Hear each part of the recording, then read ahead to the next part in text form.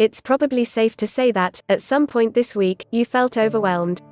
One of the biggest issues with overwhelm is that it can be completely paralyzing. How can you figure out what to do or think with so many emotions, sensations, and thoughts competing for your attention? As a therapist living and working in New York, I've been hearing this complaint from clients a lot, and I've been experiencing it myself, too.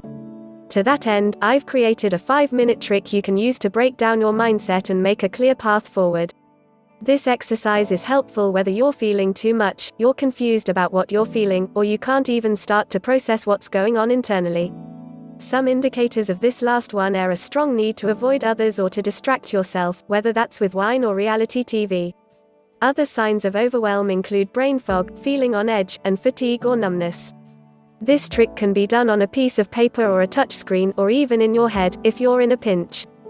First, draw a large circle. Next to it, make a list of everything you're feeling, emotionally and physically. Maybe your chest is tight with anxiety about your job, you're angry about something in the news, and you're also excited about an upcoming Zoom with an old friend. If you notice body sensations that don't tie to any specific emotion, mark those down, too. For example, perhaps there's a pit in your stomach and you're not sure why, or you feel a gnawing hunger even though you've just eaten a snack. You can also take note of purely physical sensations like back pain or an itchy bug bite. While these sensations may not have emotional roots, they still sap our energy and can contribute to feeling overwhelmed, so they're worth figuring out a way to consciously address. Once you have the list, draw a line connecting any emotions or sensations that overlap. For example, you might draw a line between sad and down. Decide which word is the better descriptor, and cross out the other. See if you can connect the unknown body sensations to an emotion at this point, perhaps tired equals sad. If not, leave them as is. When you have a final list, begin to make your circle into a pie chart. How large a slice should each emotion get based on how much you're feeling it?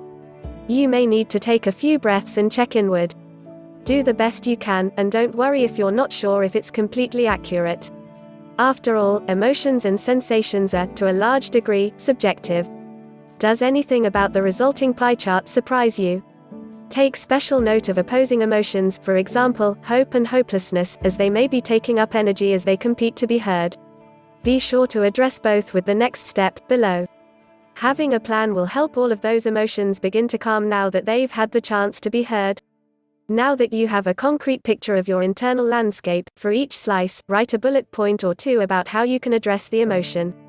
For example, under hopeful, you might write, attend a rally, or journal about visions for a more inclusive work environment. Hopelessness may necessitate connection with a spiritual source, a favorite form of self-care, or just sitting with that feeling instead of pushing it away. Decide which bullet points are the most important to address today, and don't feel like you have to get to them all immediately. Having a plan will help all of those emotions begin to calm now that they've had the chance to be heard. If there are slices where you can't think of anything to do, for example, a weird feeling that you're forgetting something, or a vague sense of frustration or confusion, circle them and draw a nearby heart. Same goes for body sensations that you still don't understand, perhaps that gnawing hunger mentioned earlier, for example. By doing this, you are acknowledging these facets of your psyche and opening up to further information from them when they're ready to share. Done on a regular basis, this quick practice can be illuminating as you see how the different slices change and shift.